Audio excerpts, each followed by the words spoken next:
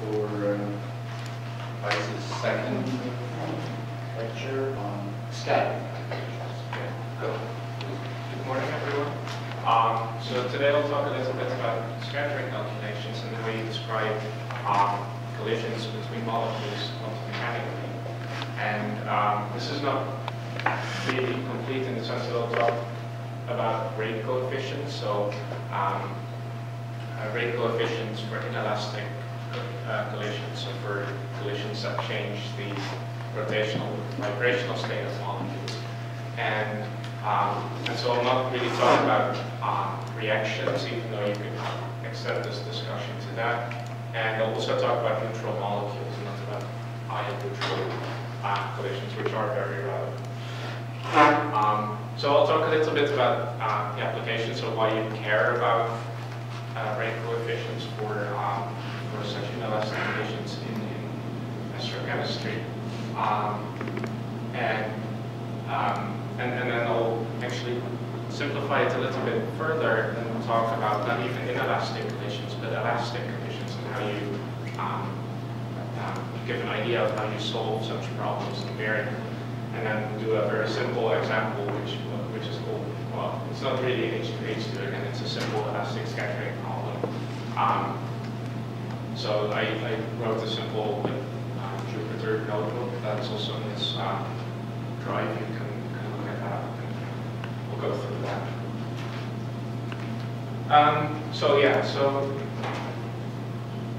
Okay, so this is about inelastic collisions, so where a molecule collides with, well, a collision partner that in the interstellar medium is mostly H, helium, or H2. And this collision changes, let's say, the vibrational or rotational state of the molecule. And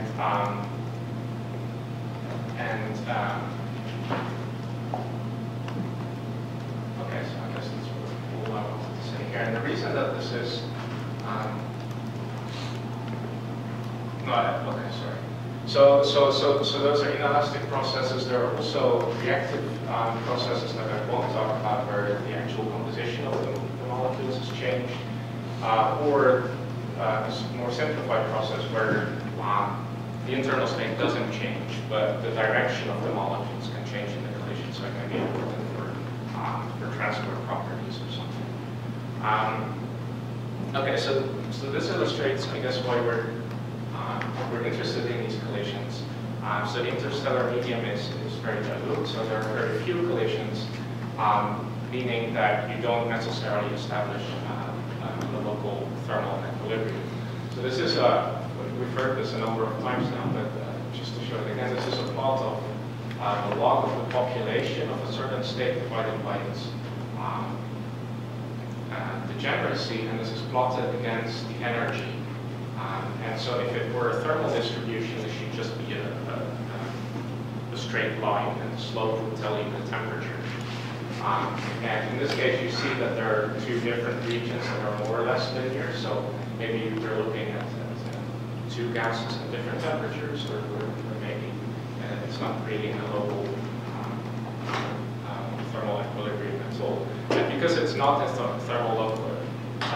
local thermal equilibrium, you can't use just the Boltzmann distribution to get the state populations. You would actually need to obtain this from a simulation taking into account these processes that change the internal state. So that's why we're interested in these rate coefficients. So this is a comparison of cross sections for inelastic collisions between H2 and H2O. Where we're comparing experimental measurements and calculations. And you can see that these generally agree fairly well to an accuracy of about the error bar in the experiment. And so this is to say that this is a very different application compared to spectroscopy, in the sense that a calculation can actually give you about the accuracy of the experiment. And also this is more than accurate enough for applications in astrophysics, where astronomers are typically happy if you know rate coefficients to about a factor of 2 or so. And to stress this further, in fact, these calculations may be, as far as you can do them, of course, for certain systems, they become very challenging. But if you can do it, it's actually perhaps easier than the experiment, in the sense that experiments typically provide not absolute cross-sections, but only relative cross-sections for different states, which is what is shown here, whereas in the calculation you would always directly obtain the absolute rates. Okay, so this is to show another example of rate coefficients. This is now for Cn plus helium collisions, where you start out in a certain rotational state, n or j equals 11 in this case, or 14 here, and you can then look at the rates for transitions to all sorts of other states. So there are no real selection rules in these collisional processes like you would have in spectroscopy. So the rotational quantum number can change by more than a unit. But it's not completely random. So there's in this case there's a propensity rule for transitions to have an even number of rotational quanta. So if you start out in n equals 11, for example, you're more likely to scatter into 9 than you are into 10, even though you transfer more angular momentum.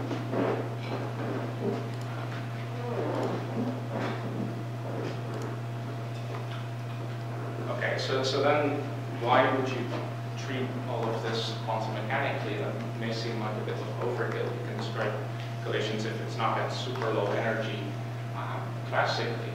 But in fact, there are certain cases where quantum mechanics can be very important. For example, if there's tunneling. And another example are scattering resonance instead of no classical analog. So this is looking at the reaction between H2 and F, which has been extensively studied theoretically as kind of a benchmark reaction. And this shows the potential as a function of, well, some reaction coordinate, and it has some attractive well followed by a fairly high barrier, and then on the product side of the reaction there are again potential wells, and so what can happen here is that the potential well on the product side actually supports bound states, and if you have a collision where the collision energy is resonant with one of these bound states, then that increases the coupling to that state basically, and you get what is called a resonance, where suddenly the cross-section is much higher than it would be if you have a similar collision energy that is just out of resonance. And it turns out that for H2 plus F, that there are such resonances, and they're fairly low energy. And this has a serious effect on the rate coefficients for these reactions in this case. So you can see that this shows rate coefficients in red and blue for starting in j equals 0 and 1, with and without the presence of these resonances. These are the solid and the dashed lines. And you can see that, especially for this para-hydrogen, the reaction rate would completely vanish at temperatures below 10 Kelvin or so if you don't include this resonance. Whereas you get you obtain a constant rate coefficient if you do include it, and in fact suddenly it's larger than it is for orthohydrogen. Okay, so another example is this system of H colliding with CO, where what is happening in this, okay, so this shows very schematically the potential for this system. So it's when the H atom is very close to the CO, it's actually chemically bound. So it's bound by something like 7,000 wave numbers. So, maybe 10,000 Kelvin or so. And then if you dissociate, there's a barrier that you have to overcome of about 1,500 Kelvin or so. And this means that if you have collisions at energies of maybe 10 Kelvin or so, then the only way that your hydrogen atom is going to reach this short range is by tunneling through that barrier. And so this is also something that you can't really describe classically. Yes? There is a weakly bound complex at long range between hydrogen and CO. Yeah. There's some attractive interaction on the outside of that barrier. So there is a weak minimum there? Sorry? There is a minimum? There is a minimum on that. I'm not sure if it actually supports bound states, but I have to check. But yeah, there will be some attraction here. But I think that should be something in the order of 10 Kelvin or so. The depth of that. It's a completely different scale from what I'm plotting here. But yeah, there's attraction there also. Yeah, so then you can compare this H plus CO system also to the other collision partners, H2 and helium CO. And then you see that these are completely different systems, of course, because there are no chemical bonds forming here. The binding energies are tens or hundreds of Kelvin, and they're bound basically by von der Waals interactions. Whereas for H plus CO collisions, there's a much stronger interaction, and you have this barrier that is absent in the case of these von der Waals interactions. And so this means that these systems, they actually behave very differently, which is important to know, because astronomers tend to, if they know the rate coefficients for one of these and then not for all three, they tend to extrapolate, and that can go horribly wrong. But yeah, I mean, if you know only one, I guess that's the best you can do. So that's fair enough. But it motivates actually studying the system quantitatively. And that turns out to be a little bit challenging also due to these strong interactions. I don't want to go into these details, but due to that, these calculations are actually much more computationally intensive than collisions with, let's say, a helium atom. Okay, so this is looking at cross-sections for the system. So this is looking at basis at convergence. We're not always, we're not for all applications happy with something like 10 or 25% accuracy. For these applications, that's more than good enough. And the cross-sections typically look like this. Oh, I'm so sorry. The energy scale is off, so you don't have to believe me here. So at low energies, the cross-sections are fairly small, and there can be some structure, again, due to these resonances. And then at higher energies, the cross-section suddenly increases by orders of magnitude. And it turns out that this energy, which is missing here, is about 1,000 wave numbers, so about the height of that barrier. So this is basically, in this regime, the cross-sections completely come from tunneling through the barrier, whereas here you can actually reach it classically. Yeah, so again, you have to tunnel through the barrier, so you can't do that using classical mechanics. And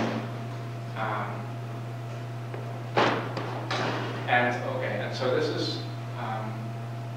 is okay. So now you can actually see the scale. So the cross sections go up at around 1,000 Kelvin. So maybe it's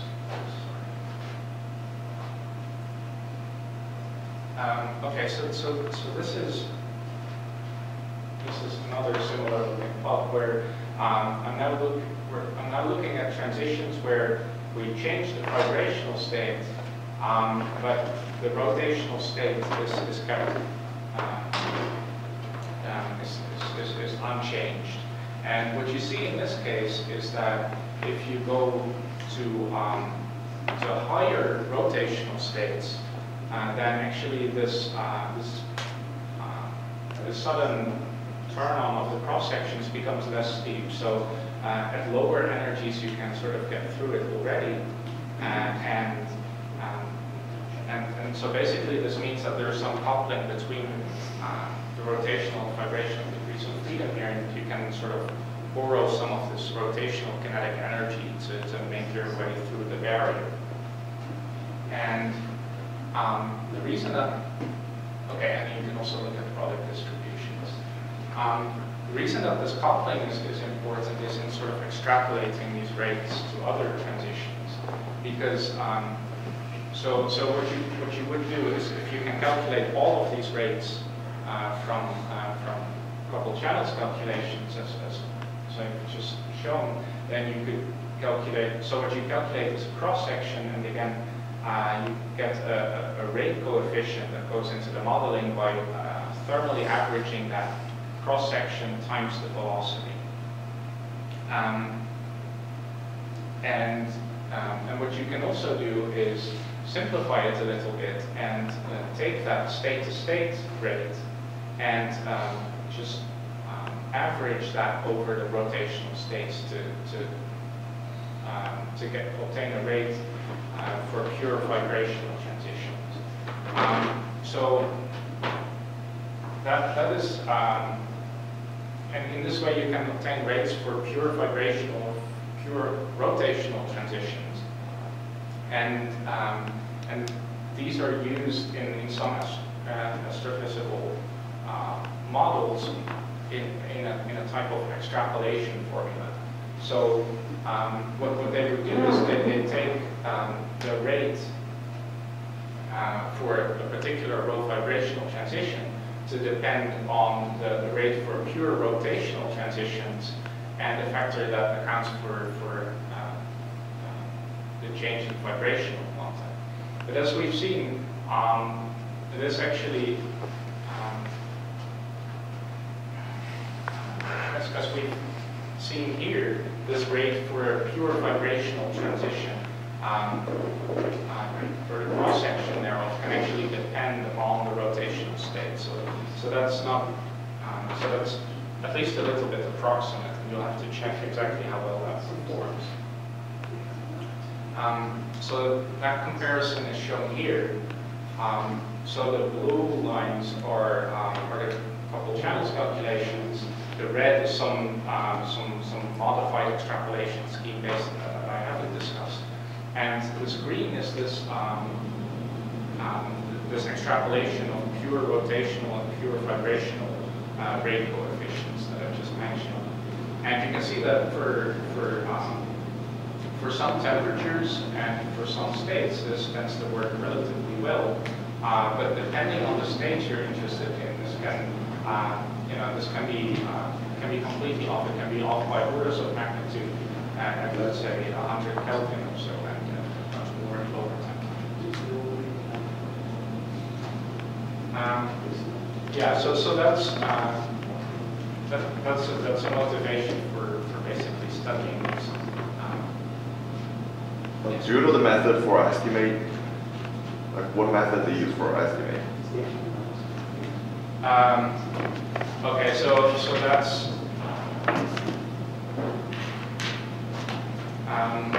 it's a similar type of well, it's also a sort of extrapolation where but you keep a coupling between rotational and vibrational transitions, but you calculate the vibrational quenching in a simplified way, so you can do that using an approximate method, and in this case a couple of states that I'm using. And yeah, so the reason for doing that is basically that you can then go to much higher vibrational transitions than you could do if you wanted to do the full calculation. But yeah. So I think for some other system, if you use coupled state calculation, so actually coupled state calculation always have a cross-section smaller than the CC method. But for this system, I don't see that here. Right. Yeah, I'm sorry. I don't think I.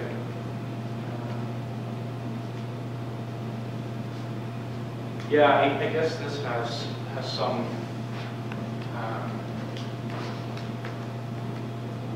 These two figures have results for coupled channels and coupled states. I didn't really discuss this because I didn't want to go into the details of the approximation used in coupled states. But yeah, I guess you're right that they're smaller.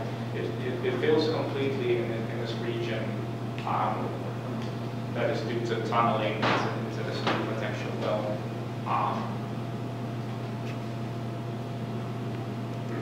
But otherwise, yeah. Anyway, it's not in this extrapolation. It's not used for a particular state-to-state cross-section, but rather to account for a higher vibrational function, pure vibrational transition. Thanks. Okay, so then I wanted to talk a little bit about how you do these calculations numerically. And so this is going to be elastic scattering only, where you don't need to worry about the internal states of the molecule. So it's basically 2 point particles colliding. And the simple model for this, I guess Susanna already mentioned, is where you have 2 hard spheres. And you can basically say that that a collision occurs when the impact parameter, that's this small r here, usually it's called v, is if it's smaller than the combined radius of the spheres that collide. If it's larger, they'll just fly on. And so this gives a very simple geometric cross section. And again, you from that can calculate rates by multiplying with the velocity and then thermally average. Okay, this slide is you can read this later, but this is just to say that you can separate the center of mass motion, so you don't need to actually account for the path of both molecules, but only of their relative coordinates. And so the relative motion is just governed by a simple Hamiltonian where you have kinetic energy for the relative degree of freedom with a reduced mass and the potential that will assume depends only on the distance between the molecules. So then you can use that also with interactions that are not hard spheres, so they're not just hit or miss, but there may be some attraction at large distances, for example, due to von der Waals interactions or this ion dipole interactions. And what this means is that if you now have an impact parameter that is larger than the sort of hard sphere radius of the molecules, you may still have a collision because they're sort of bent inwards, and then they still collide. So you can do a classical trajectory calculation for this, and I'm not going to talk about that. I'm going to talk about how to do this quantum mechanically, and I'm also not going to talk about sort of the background theory. I'm just going to talk about the numerical approach to solving the equation. So the equation that you're trying to solve is just a time-independent Schrödinger equation, which may sound strange that, I mean, a collision is a dynamical process, and it may sound strange to you that you can describe this time independently, but you can. And you can also describe it time dependently, and in fact these approaches in principle are completely equivalent. So if you take your time independent solutions, make some wave packet, then and then look at the time dynamics, and then it should look exactly the same. So the boundary conditions for this problem are that we have an incoming plane wave, so the molecules they collide with one another, and from short distances there are outgoing spherical waves. So there's so the molecules to some extent are reflected. And what we're interested in is a cross-section, which is basically asking, for example, if I sit here, how many molecules scatter into that direction, and you divide by however many molecules, by sort of the incoming flux. And so that's the cross-section we're interested in. And so, again, I'm not going to go through all of this, but what you can do is a so-called plane wave expansion, or say partial wave expansion, where this incoming plane wave can be expanded in spherical waves. And so it becomes a linear combination of some radial wave function and the Legendre polynomial. And the reason why you want to do this is that because it's spherically symmetric potential, all of these spherical components can actually be solved separately. So this wave, this radial wave function is a Bessel function that looks like a linear combination of an incoming spherical wave and an outgoing spherical wave.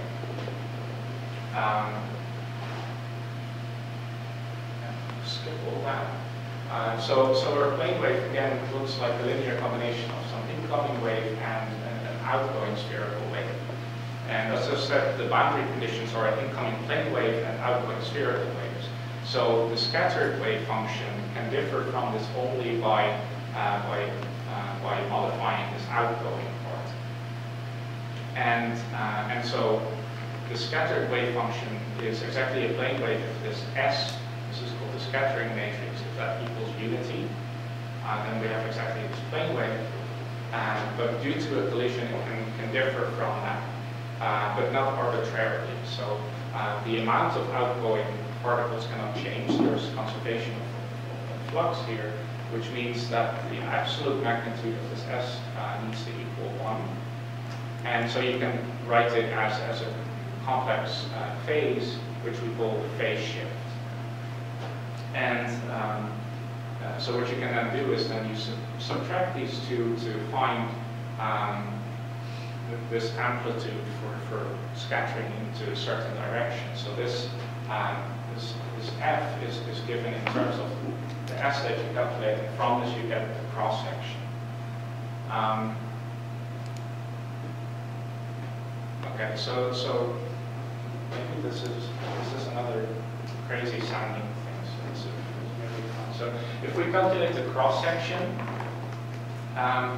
then you can write that. Then you can write that in this way, basically. So this is a cross-section for scattering into a certain direction, but often you're interested in whether or not there's a collision at all, so in any direction. So if you integrate over that, you get this expression, which gives you the cross-section in terms of this T matrix, which is 1 minus S. So in terms of this S matrix or phase shift that we that I just defined, and then if you ask what happens if let's say we go back to this hard sphere collision, then what should we see? So there's a sum over these angular momenta, which are essentially impact parameters, and for a hard sphere collision, we should have no scattering if the impact parameter is larger than the hard sphere radius. So if L is too large, this cross-section goes to 0. And if it's smaller, then we could say that something random happens. Let's say this phase shift is randomly distributed. Then it turns out if you plug this in, so this sine square of the phase shift would then, on average, be equal to 1/2. And then if you plug this into the expression for the cross-section, you will find that the cross-section you get is 2 pi the hard sphere radius squared, rather than the classical result of pi Hard sphere radius squared. And so classical and quantum mechanics disagree on the hard sphere.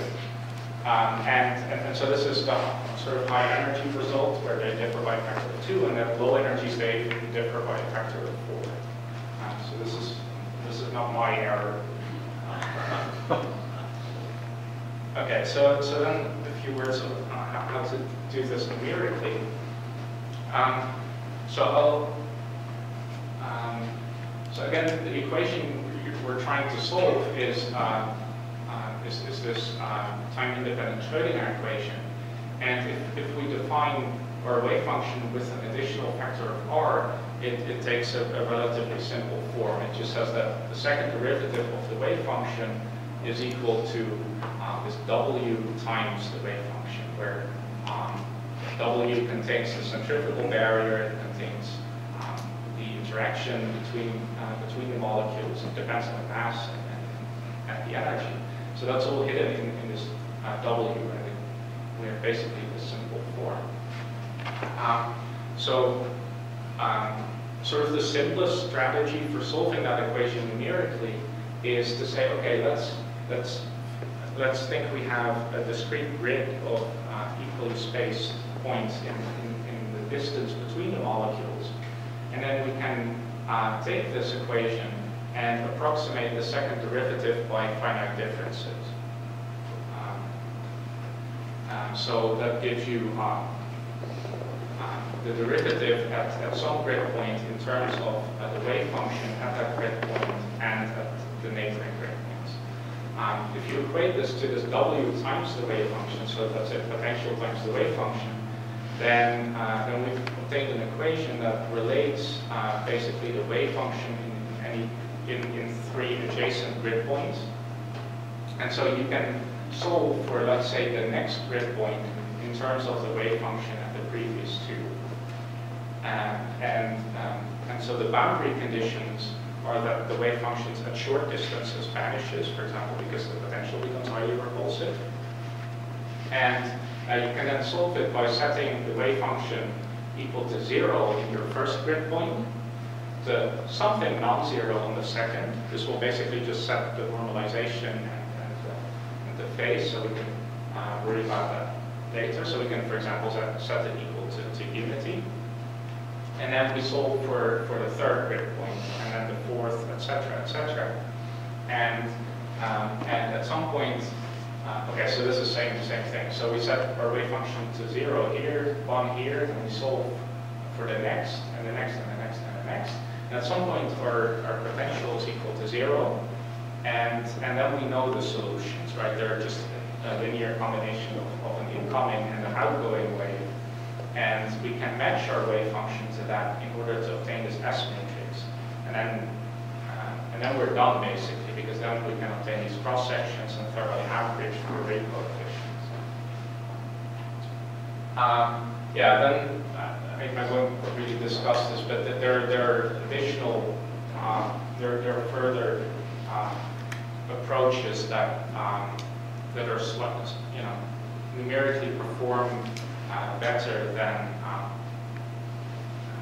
than finite differences approach. So this one is, I think, really well known in the Mirov's algorithm, where it's still based on sort of Taylor expansion, like this finite differences. It's based on a Taylor expansion of the wave function. But it is higher order, so the error is in step size to the 6th rather than to the 4th. Ultimately, this is what you want to do rather than finite differences, because the equation that you actually have to program is pretty much the same, except for some constants, but it's much more accurate. Then I should also mention renormalization, which is not really relevant for this simple elastic scattering that I've just mentioned, but the issue is if we're trying to describe inelastic scattering, then what we'll see is that we have, that we'll get wave functions that are not just one component, but that they are expanded in a channel basis set, and some of those channels are going to be classically not accessible. They're going to closed channels. This means that the wave functions in those channels, they actually behave exponentially, so they'll blow up, even though we're not actually interested in those closed channels.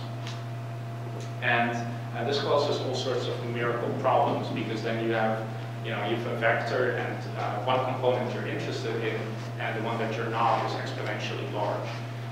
So the way that you solve this is by something like renormalization, where you introduce this Q that relates the wave function to grid points, and then propagate this Q rather than the wave function itself.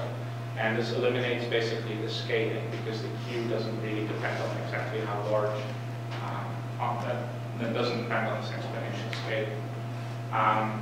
There are also alternatives to this, for example, the log derivative. So again, then the method is just propagating Q. It looks similar to propagating the wave function. There are also alternatives that have exactly the same properties, so people more often they use this log derivative, that is the derivative of the wave function divided by the wave function, which has that same scale invariance. There's no actual numerical advantage of doing that, but it's in a sense more physical in that the definition of this Q clearly depends on whatever grid I've chosen. Whereas the log derivative depends on the wave function only.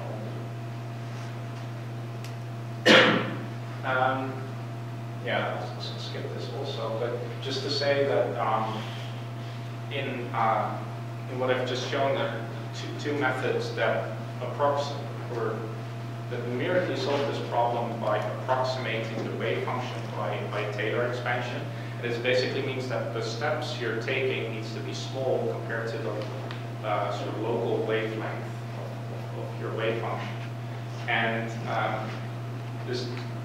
there are also other approaches that, instead of approximating the wave function, they approximate the potential.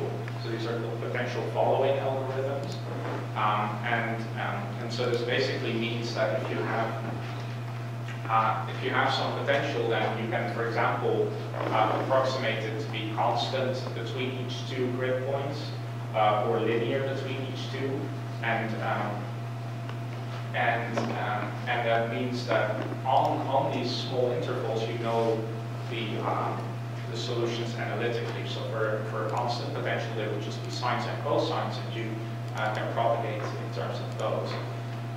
The sort of fundamental difference then is that the step size just needs to be small compared to the sort of length scale of your potential, which may or may not be much longer than the wavelength of the wave function. So depending on the actual problem, this can be much more efficient.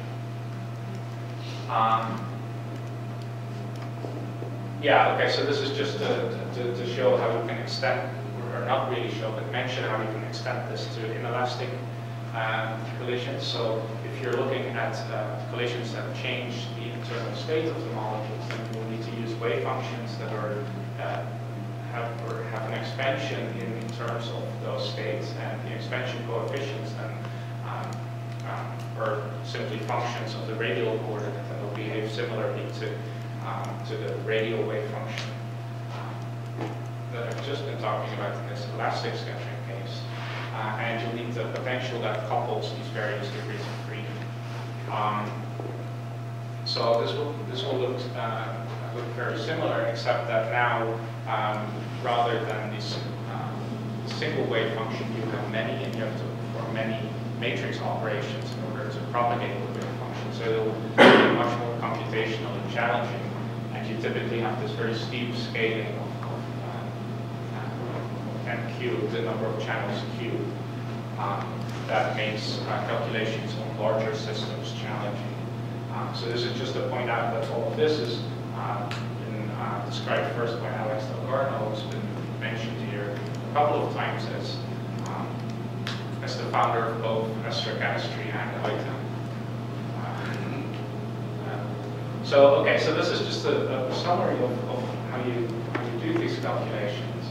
So first we need to know a potential that in general will depend on all the internal coordinates of the system, but here we just discussed the spherically symmetric potential. You choose the collision energy, the angular momentum, isotopologues, etc. You set up some discrete radial grid. You compute this W on that grid from the potential. And then you do this propagation where you start by basically setting your wave function to 0 in the first grid point to let's say 1 in the second, and then you propagate outwards using one of these occurrence relations.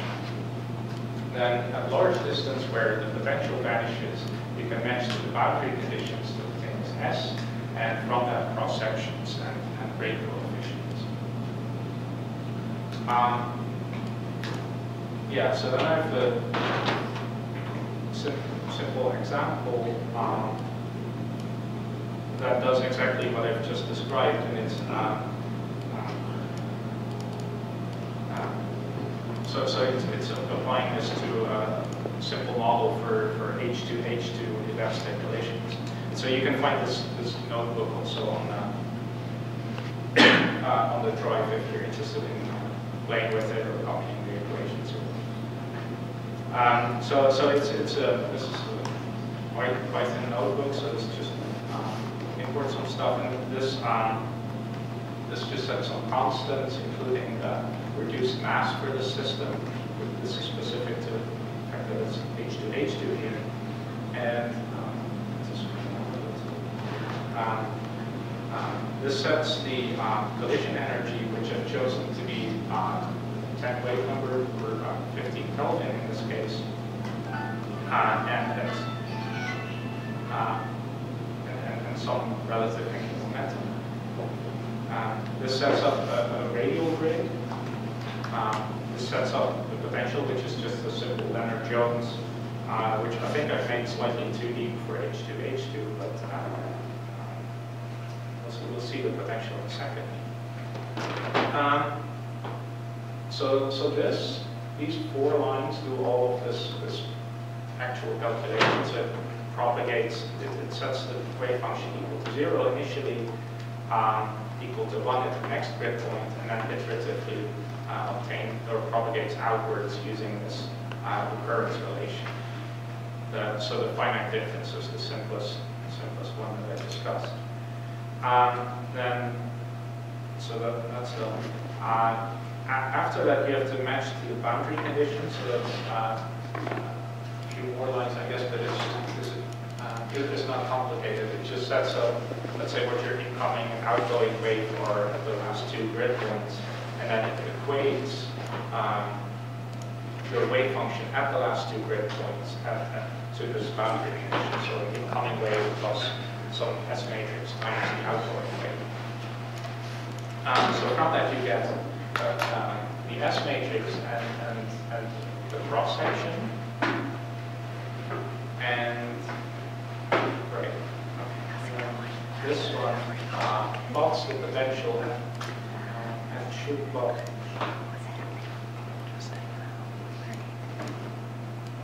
Yeah, it plots the potential and the wave function that we've determined. So the wave function, I mean, there's nothing too special here right now. So it basically looks like like a sine in this case. The wavelength is set by the kinetic energy, which is 10 wave number in this case.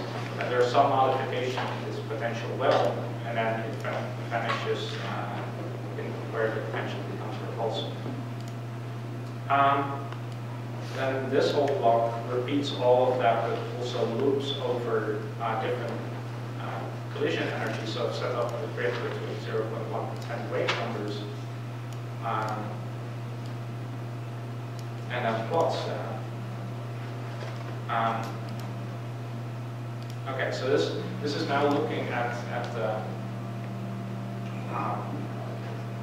the cross section as a function of the collision energy. And you can see some things happening here. And I mentioned this at the beginning. I don't know if anyone can remember what I said almost an hour ago. What is this peak? The benchmark resonance? It's a shape resonance, yes. But yeah, it's a resonance. So So the potential has a bound state at exactly this energy. And so we can zoom in a little. So this is,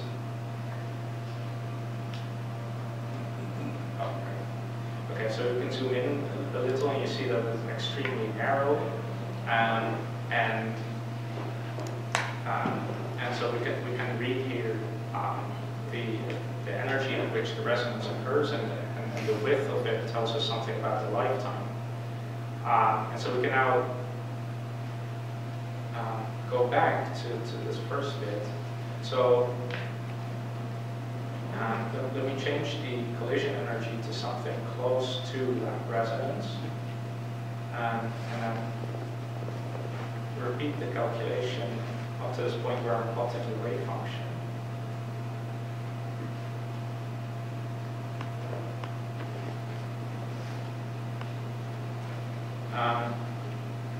At this point, we're close to the resonance, but not quite there. And you can see that, actually you can't see because the scale is horrible, but it's at much lower kinetic energy, so the local wavelength is much longer.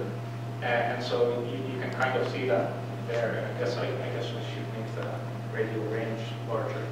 And so there's a much longer wavelength wave coming in, and then something that's starting to look like a bound state here. And if I go exactly to the resonance,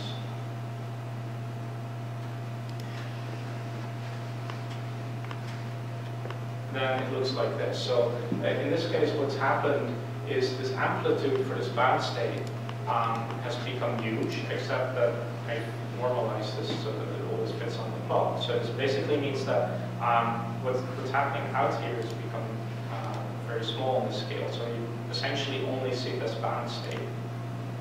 And yeah, so that's exactly what this peak in the cross section is, a bound state behind the centrifugal barrier. Yeah, so that's I guess all I say this morning. So I've given you a bit of an idea how to do these calculations and why they're important for rate coefficients. If there are any questions, I'm happy to answer them.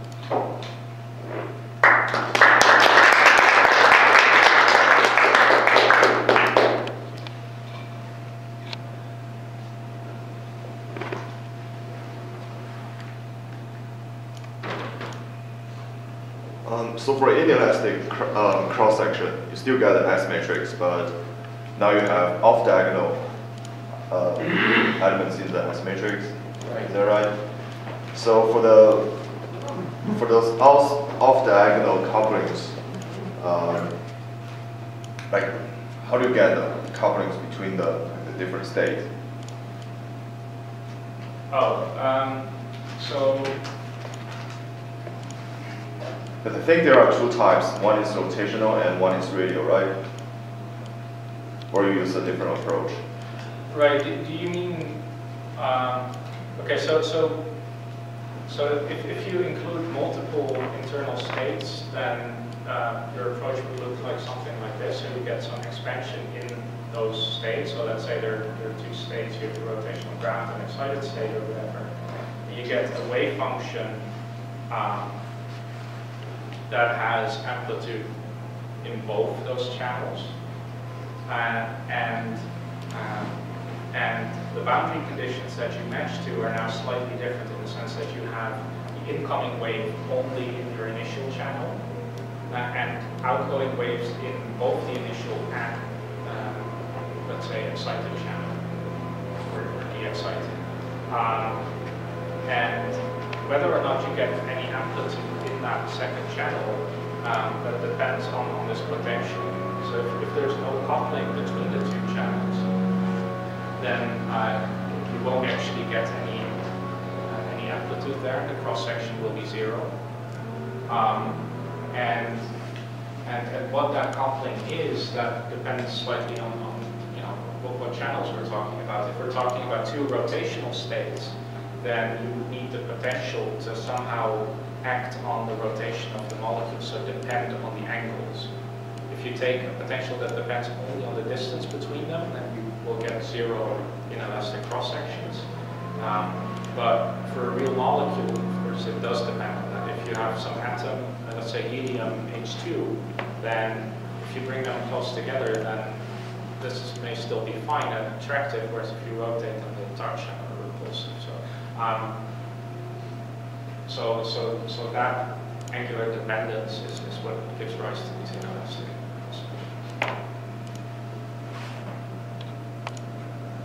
Okay, so no further questions. I just share myself and say we'll take a 5-minute break.